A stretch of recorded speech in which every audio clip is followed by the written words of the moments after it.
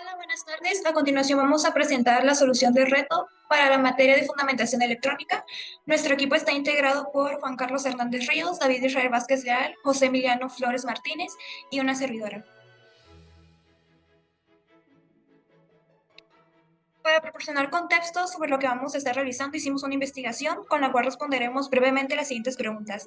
La primera habla sobre qué es una fuente de poder y su función, y básicamente este es un dispositivo electrónico cuya función está en convertir la corriente eléctrica de una fuente con valores de voltaje y corriente. Esta la podemos encontrar en motores, en computadoras, en consolas de videojuego, entre otros.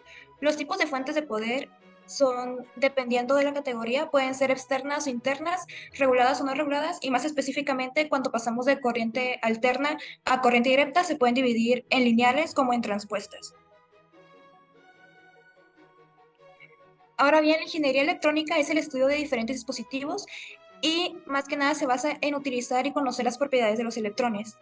Su derivada es la electrónica analógica y esa, según Ramírez, 1993, consiste en el estudio de elementos electrónicos como lo son semiconductores, diodos, los cuales pueden ser tipo PN o NP, uso de transistores y otros integrados.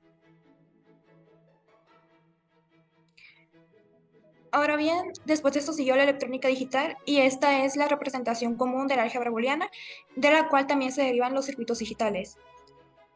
Por último, ¿qué son y para qué se utilizan las compuertas digitales? Estos son circuitos electrónicos, los cuales tienen propiedades lógicas, pueden afirmar, pueden negar, y en su interior tienen transistores, los cuales contienen arreglos especiales para poder realizar estas funciones. Entre sus aplicaciones más comunes tenemos los semáforos, los transmisores de los satélites, y una de las más importantes es que sirven para microprocesadores y microcontroladores. Muy bien, ahora para poder construir el convertidor de corriente alterna a directa y que finalmente va a terminar en los transistores que conformarán nuestro convertidor, primero tenemos que hacer un paso a paso de cómo vamos a calcular cada uno de los componentes necesarios para armar pues, este circuito que va a incluir la etapa de rectificación, de filtrado y de regulado de voltaje para finalmente tener los 6 volts que se necesitan de acuerdo a las especificaciones.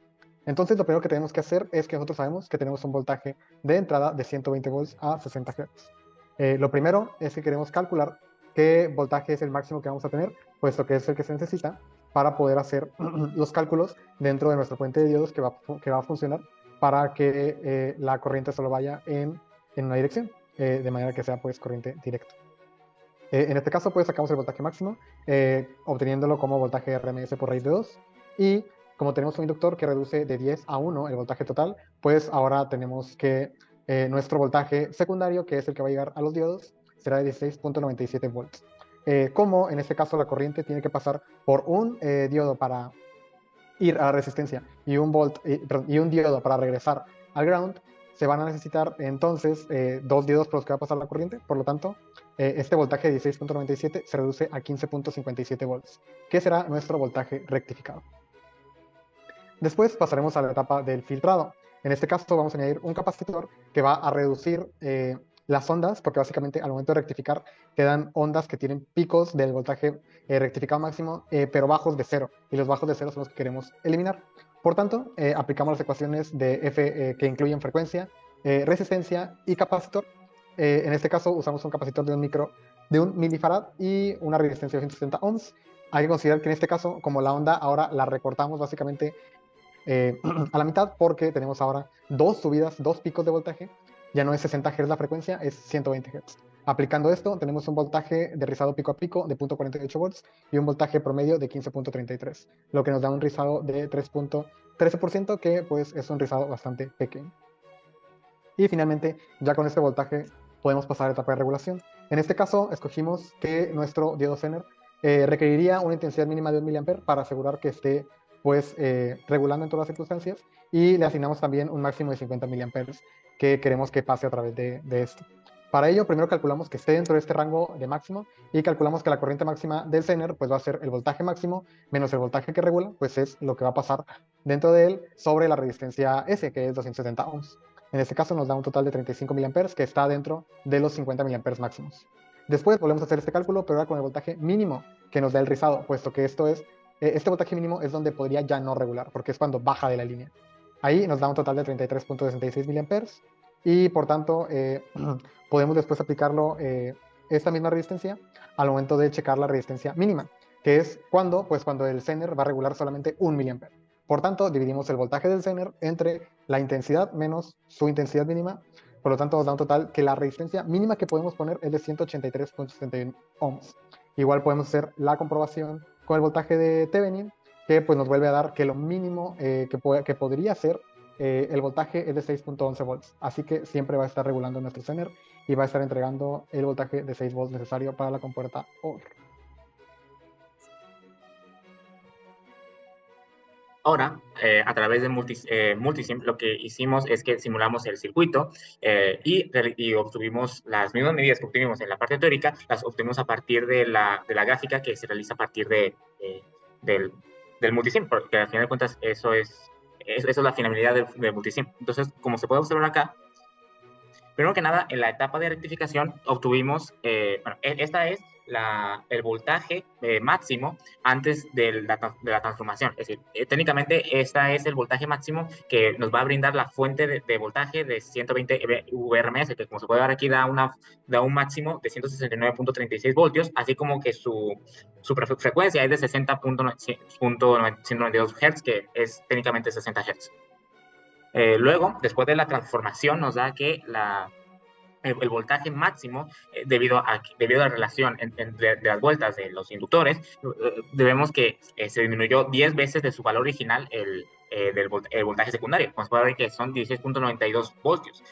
Y, por supuesto, todavía la frecuencia se mantiene la misma, de 60 Hz. Y posteriormente, después de la rectificación de los diodos, se puede observar aquí que el valor máximo del voltaje es de 15.49 volts, así como que su frecuencia máxima pasó a 120 Hz, es decir, el doble de la frecuencia de la vez pasada, es decir, antes de la rectificación. Y como se puede ver aquí, esto difiere un poco con los valores teóricos, debido a que los diodos, además de tener un voltaje, también tienen una resistencia interna, que es también lo que ayuda a bajar un poquito más el voltaje, pero es decir, la diferencia entre los dos es mínima.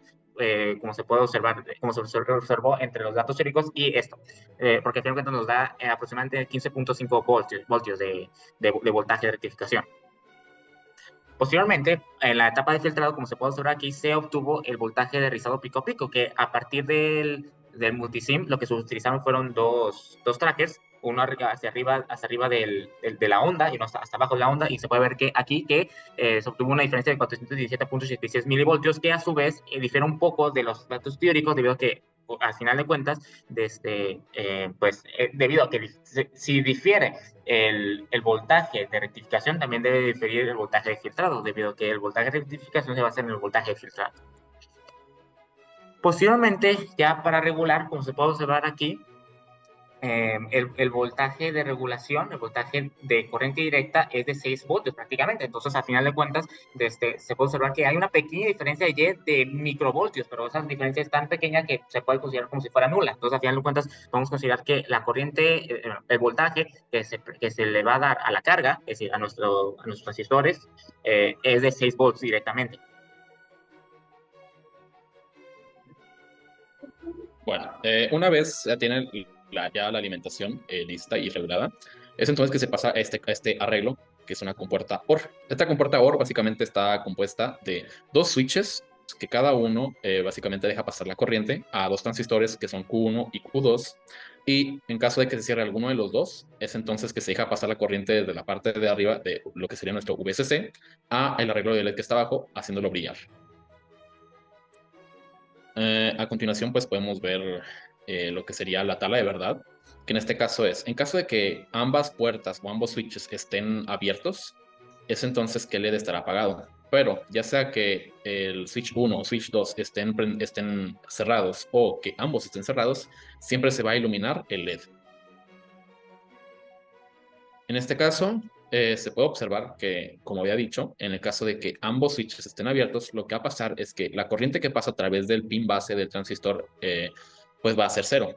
En caso de que sea cero, es entonces que el voltaje de CE que va a haber en ambos transistores va a ser de 6 voltios. ¿Qué significa esto?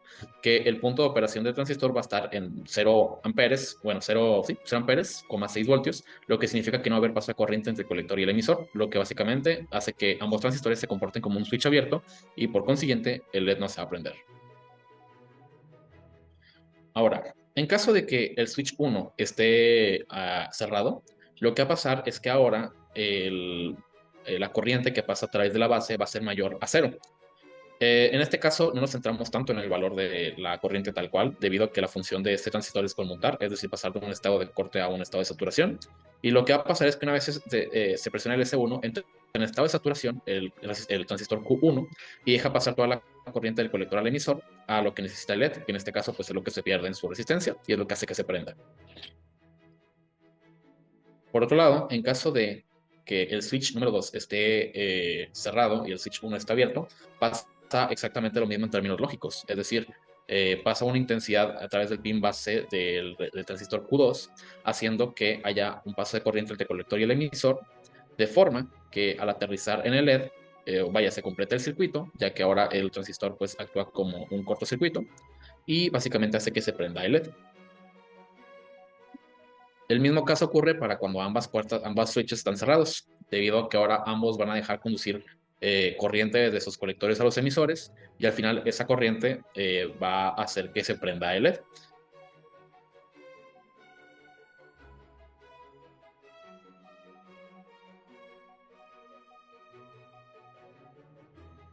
Como reflexión sobre la conversión de corriente alterna a corriente directa, y una vez conociendo las propiedades y características tanto de la corriente alterna como de la corriente directa, consideramos que transformar la energía entre estas dos es necesario dentro de un sistema de trabajo en el cual sabemos que es necesario poder optimizar cada uno de los procesos.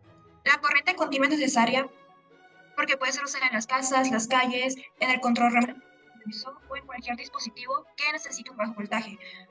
Por último, tocando el tema de las compuertas lógicas en la vida humana, también podemos asegurar que esto va más allá de la teoría y que, como ya mencionamos antes, esto puede ser visible en los semáforos, en los microcontroladores y en los microprocesadores.